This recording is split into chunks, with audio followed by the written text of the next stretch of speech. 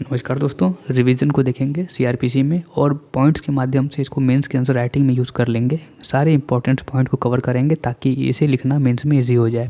देखिए रिवीजन है क्या, तो सुपरवाइजरी जुरिडिक्शन है किसका, हाई कोर्ट और कोर्ट ऑफ सेशन का।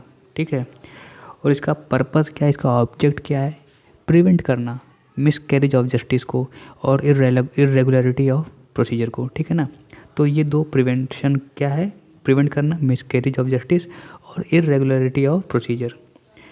अब आगे देखिए, फाइंडिंग ऑफ अ फैक्ट और ऑर्डर ऑफ एक्विटल, यानी जो फैक्ट फाइंडिंग है या कोई ऑर्डर ऑफ एक्विटल है, इसमें नॉर्मल रूल क्या है कि कोर्ट इंटरफेयर नहीं करेगी। इसे कहा जाता है recognized rule as a matter of practice. क्या है कि कोर्ट इंटरफेयर नहीं करती है किसी फैक्ट फाइंडिंग में या ऑर्डर ऑफ एक्विटल में।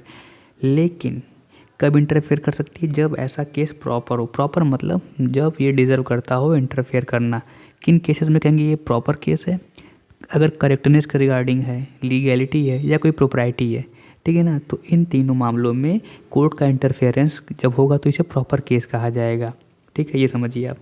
अब सेक्शन 397 कहता क्या है, सीधे कह रहा है हाई कोर्ट हो या कोर्ट ऑफ सेशन हो, हाई कोर्ट और कोर्ट ऑफ सेशन में कॉल और examine the record of any proceeding before any inferior criminal court. ठीक है ना, तो दोनों की बात आ गई है क्योंकि सुपरवाइजरी ज्यूरिडिक्शन इन्हीं का है, हाई कोर्ट और कोर्ट ऑफ सेशन का, तो यही एग्जामिन कर सकते हैं record of any proceeding before any inferior criminal court. लेकिन क्यों करेंगे, हमने बात कर ली, अपने आप को सेटिस्फाई करने के लिए कि जो मैटर ऑफ प्रैक्टिस में जो चीज़ें हो रही हैं वो प्रॉपर केस में है या नहीं है। ठीक है ना, अगर मतलब इंटरफेयर हम कब कर रहे हैं, प्रॉपर केस में। यानी यहाँ पे हमें क्या डाउट है कि यहाँ पे नीड है इंटरफेरेंस की। ठीक है, अब देखिए क्या अपने आप को सेटिस्फाई करेगी, करेक्टनेस को लेकर के, लीगैलिटी को लेकर के, प्रोप्राइटी को लेकर के और रेगुलरिटी ऑफ प्रोसीडिंग को लेकर के, इन चारों चीज़ों को लेकर के अपने आप को सेटिस्फाई करेगी।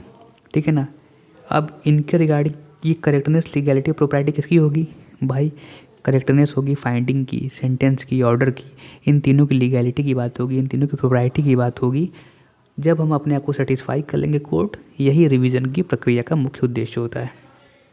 अब कोर्ट इसके बाद क्या करेगी भाई, देखो अगर वो पाती है कि यहाँ पे जो है करेक्टनेस, लीगैलिटी, प्रोप्राइटी या रेगुलरिटी के संदर्भ में कुछ दिक्कत है, तो वो ऑर्डर कर देगी यानी कि सस्पेंड कर देगी जो ऑर्डर और सेंटेंस दिया गया है प्रीवियस कोर्ट के माध्यम से यानी इन्फीरियर कोर्ट के माध्यम से, और एक्यूज अगर जेल में है तो उसको बेल पे बाहर कर देगी। ये तमाम प्रक्रियाएं हैं, इतना बेसिक हमें तैयार होना चाहिए रिवीजन में। धन्यवाद, शुभकामनाएं।